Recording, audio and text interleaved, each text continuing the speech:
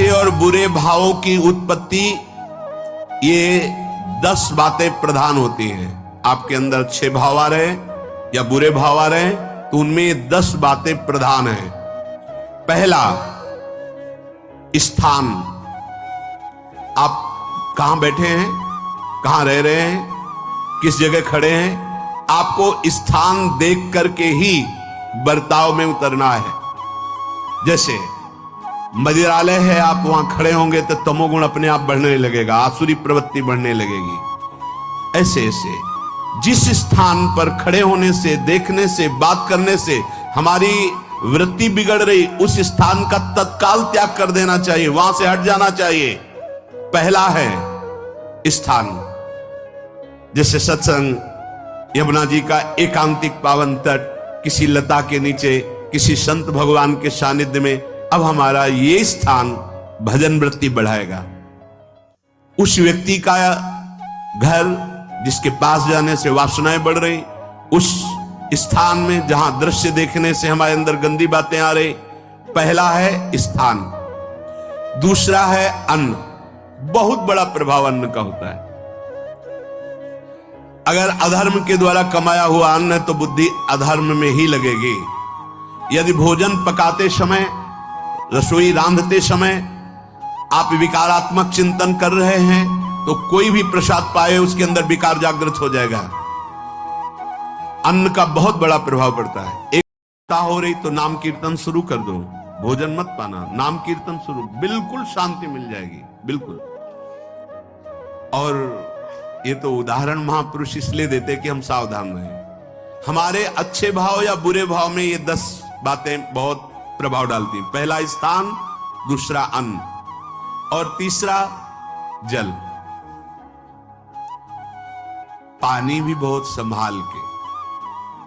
नहीं, आजकल तो देखो प्रायः ऐसे दांत से प्लास्टिक नोचेंगे, ऐसे पानी पिएंगे, कब भरी गई, कहां भरी गई, कैसा पानी। बड़ा देखो कैसा हमारे भजन साधन के लिए विक्षेप पैदा होता चला जा रहा है। पहले सुंदर सरोवरों का जल, मतलब 15 वर्ष तो गंगा जल ही केवल पिया है, जो आकाशवृत्ति से मिला नहीं, गंगा जल ही पिया है। कुआं का जल, फिर आया हैंडपैप का जल, अपवित्र होने लगा। हैंडपैप में जो वाशर, अगर वो कहीं चमड़े का पड़ा हुआ है तो अपवित्र जल हो गया। अब हैंडपैप का भी अंतर ध्यान स्वरूप हो गया, अब तो नहीं दिखाई देता। अब रह गया है मोटर से निकले और फिल्टर में जाए, वो मशीन जो फिल्टर करती पानी को, आरओ, उससे। अब वो जिनके पास है तो है, नहीं तो परिक्रमा लगाया हो, आपको पानी पीने को नहीं मिलेगा। देखो कैसा समय आ गया। भोजन, पहले कोई दगाबाजी भोजन में तो नहीं करता था। गांव में जब जिसके यहां दूध बेचा जाता था ना, उसको बहुत लघु दृष्टि से देखा है, गाय माए एक बराबर होती है, ये दूध बेचता है। 10-5 किलो मठा तो आप ऐसे मांग के ले सकते थे, अगर अड़ोस पड़ोस में वो मठा मिल जाएगा। जब कोई उत्सव होता, फ्री दूध 100-200 500 किलो पूरे गांव के सब दे देते, कोई ऐसे बेचता था। अब दूध नहीं, जब बूढ़े लोग बैठते थे कहते थे पानी बिकेगा आगे चल के। आज पानी बिक रहा है, नहीं बिक रहा, पानी बिक रहा है। हमें लगता है सबको ही पैसे से ही पानी है। वो बोतलें नीली नीली नहीं, इतनी बड़ी बड़ी बिकती, उन्हीं से पानी पिया जा रहा है। आगे और समय जल का प्रभाव पड़ता है। जैसे हम गंगा जल पीते थे, सही कहते, कई दिन जब भोजन नहीं मिलता तो पूरी पौष्टिकता गंगा जल से मिलती थी। गंगा माता के जल से ऐसा लगता था मानो हम परम पावन अमृत पान कर रहे हैं, सारी पौष्टिकता मिलती थी। कुएं का जल अपने आप में पौष्टिकता से युक्त होता, जो हमें चाहिए। आज देखो जल की समस्या हो गई।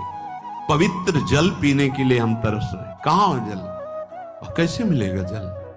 या तो आप पैसे वाले हो तो आप खरीद करके पीजिए, नहीं तो अब वो जल नहीं रह गया कि कुएं से निकाला पी लिया या सरोवर से पी लिया। या कैसा दुर्भाग्य है। जल का बहुत बड़ा योग है साधना में। जैसे स्थान का तो परम पावन वृंदावन धाम, अन्न का, तो अब हम भगवत प्रसाद पाते हैं। जल का बहुत बड़ा योग है, आज दूषित होता चला जा रहा है, क्योंकि अब हाथ की बात नहीं रह गई है कि आप सुंदर कुआं से जल लें या सरोवर से जल लें या आप नदी से जल लें। स्वामी जी के लिए लिखा हुआ है कि रोज यमुना स्नान और रोज यमुना जल ही पान। हमारे वृंदावन के समस्त भगवत स्वरूपों का स्नान यमुना जल से ही होता था, हो रहा है और होता ही रहेगा। बिहारी जी के लिए आज भी कलश में भरकर यमुना जल ही जाता है। वो आपका परिकर जहां पर रह रहे हैं वो समुदाय, चाहे बिहारी जी के लिए जल जा रहा है स्नान के लिए बिहारी जी। फिर चौथा है आपका परिकर, जहां पर रह रहे हैं वो समुदाय, चाहे परिवार हो या आप समुदाय। वो कैसा है? रजोगुणी है, तमोगुणी है, सतोगुणी है या त्रिगुणातीत भागवतिक है, उसका प्रभाव पड़ेगा। पांचवा है आपका पड़ोस, आसपास वाले घर, जैसा है वैसा प्रभाव पड़ेगा आपके ऊपर। पड़ोस निंदनीय है तो बंधन से युक्त होना पड़ेगा। लंका के पड़ोस में रहने के कारण अगाध महिमा वाले समुद्र को बांध दिया गया। रघुनाथ जी ने पुल बांधा और दंड देने के लिए तैयार हो गए थे सरकार। अग्निबाण संधान कर लिया था, पड़ोस के कारण ही तो ना, पड़ोसी रावण था। इसीलिए आस पड़ोस का बड़ा प्रभाव पड़ता है। फिर अगला है दृश्य, इस पे बहुत सावधानी की जरूरत है। ये मोबाइल भगवान चल गए हैं, बहुत विस्तार से चल गए हैं। अब कोई छोटा मोबाइल रखना नहीं चाहता, सब वो स्क्रीन वाला रखना चाहते, टच मोबाइल। दृश्य से बचो, बच्चों, जवानों, बूढ़ों, सबकी वृत्ति जो माया आकर्षित करती, जो दृश्य हम देखने के लिए अंदर से उल्लसित है, वो मोबाइल में सब है, चाहे भागवतिक और चाहे सांसारिक। तो भाई देख लो, गुण दोष में संसार है।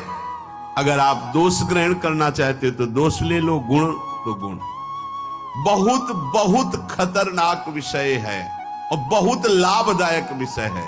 किसी संत की वाणी एक बार समझ में नहीं आए, अगर हम 10 बार सुने तो समझ में आ जाएगी। ये लाभदायक है। कभी कोई किसी से बात करनी, पहले जाए तो पोस्ट कार्ड चलते थे, एक कार्ड वो पता। और कार्य, आप जो कार्य करते हैं उसका प्रभाव आपके मन के ऊपर पड़ता है। और उपासना, आप उपासना भोगों की करते हैं या योग की करते हैं, ये 10 से भाव बनते हैं और 10 से भाव बिगड़ते हैं। स्थान, अन्न, जल, परिवार, अड़ोस पड़ोस, दृश्य, साहित्य, आलोचना, आजीविका का कार्य और उपासना। यदि ये भागवतिक हुए तो आपके अंदर भगवत भाव बढ़ेगा, और यदि ये रजोगुणी तमोगुणी हुए तो आपके अंदर आसुरी भाव बढ़ेगा। इन 10 से सावधानी पूर्वक व्यवहार होना चाहिए। जैसे आस पड़ोस में है तो बड़ी सुविधा है, यहां कोई किसी से मतलब नहीं रखता, बगल वाला कौन है किसी से मतलब, ये बढ़िया है। ज्यादातर गांव में होता है, अपने यहां ये अच्छा है कि जैसे आप अपने कमरे